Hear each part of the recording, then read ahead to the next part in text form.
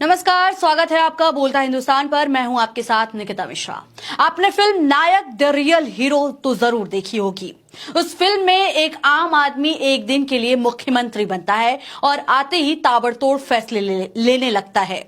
भ्रष्ट अधिकारियों को सस्पेंड करता है, अवैध संपत्ति जब्त और जनता के काम तुरंत शुरू कर देता है। फिल्म देखकर लोगों को लगा था काश ये ऐसा नेता असल जिंदगी भी मिल जाए। साल 2014 में भारत की जनता ने कुछ वैसे ही उम्मीदें लगा ली थी, क्योंकि चुनाव के दौरान कई बड़े बड़े वादे किए गए थे। कहा गया था विदेशों से काला धन वापस लाया जाएगा, हर नागरिक के खाते में 15-15 लाख रुपए आएंगे, पेट्रोल की कीमत 30 से 35 रुपए प्रति लीटर हो जाएगी। लोगों को लगा कि अब फिल्म वाला सपना हकीकत बनने वाला है और जनता ने पूरा भरोसा दिखाते हुए प्रधानमंत्री नरेंद्र मोदी को भारी बहुमत से सत्ता सौंप दी। आज लगभग 12 साल बीत चुके हैं और अब लोग धीरे धीरे सवाल पूछने लगे हैं, क्योंकि 15 लाख रुपए नहीं आए, पेट्रोल सस्ता नहीं हुआ और काले धन की चर्चा धीरे धीरे गायब हो गई। लोग अब व्यंग में कह रहे हैं कि रील का हीरो तो तेज था, लेकिन रियल का हीरो धीरे धीरे गायब हो गया। इसी बीच पड़ोसी देश नेपाल से एक खबर आई।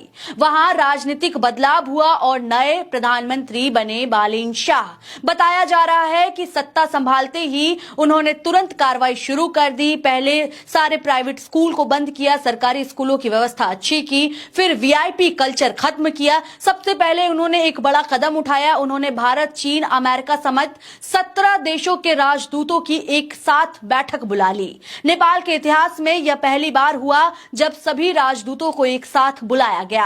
अब तक परंपरा यह थी कि प्रधानमंत्री राजदूतों से अलग अलग मिलते थे। एक और बड़ा फैसला, ठीक उसी दिन नेपाल के विदेश मंत्रालय ने सभी मंत्रियों को साल 2011 से लागू राजनयिक आचार संहिता यानी डिप्लोमेटिक कोड ऑफ कंडक्ट के बारे में जानकारी दी। यानी सरकार ने साफ संकेत दिया, नियम सबके लिए समान होंगे। इसी बीच नेपाल के गृह मंत्री सूदन गुरुङ की एक तस्वीर सामने आई। उस तस्वीर में वह स्विट्जरलैंड के राजदूत के दफ्तर में बैठक करते नजर आए। बताया जा रहा है कि उन्होंने साफ शब्दों में कहा है कि 1 महीने के अंदर सभी संदिग्ध खातों की पूरी जानकारी दी जाए, ताकि उन पैसों का इस्तेमाल देश के विकास कार्यों में किया जा सके।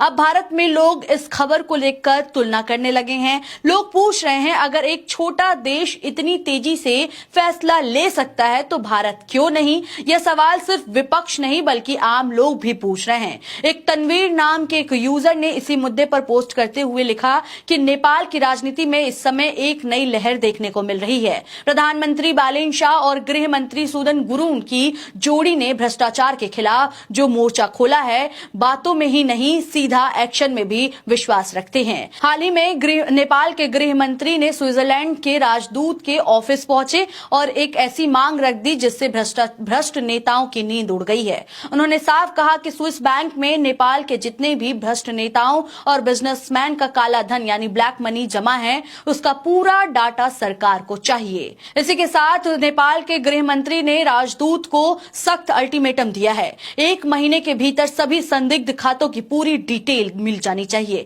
5 दिन के भीतर उस पैसे को नेपाल वापस लाने की पूरी कानूनी प्रक्रिया की जाएगी। यह फैसला देश के विकास कार्यों में इस्तेमाल करने का संकल्प है। अब सवाल ये उठता है कि क्या भारत और अन्य पड़ोसी देश में भी ऐसी राजनीतिक इच्छा शक्ति दिखाई जाएगी? अगर स्विस बैंक से सारा काला धन वापस आ जाए तो हमारे देश की अर्थव्यवस्था कहां से कहां पहुंच जाएगी? अब इसी पोस्ट पर रिप्लाई करते हुए आम आदमी पार्टी के नेता सोमनाथ भारती ने कटाक्ष करते हुए कहा कि मोदी जी ने क्या कभी ऐसा किया?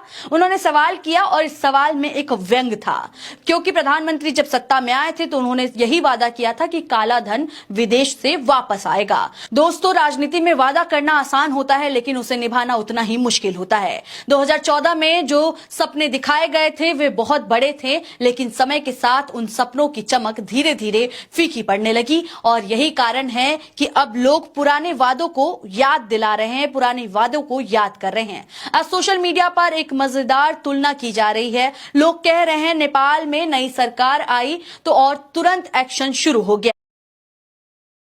और भारत में लोग पूछ रहे हैं हमारे यहाँ एक्शन कब शुरू होगा। यह तुलना सिर्फ राजनीतिक की नहीं है बल्कि उम्मीदों की भी तुलना है। जनता को ना तो भाषण चाहिए और ना ही बड़े बड़े नारे, उसे चाहिए रोजगार और ईमानदार शासन। अगर ये चीजें मिल जाएं तो कोई भी सरकार जनता के दिल में जगह बना सकती है।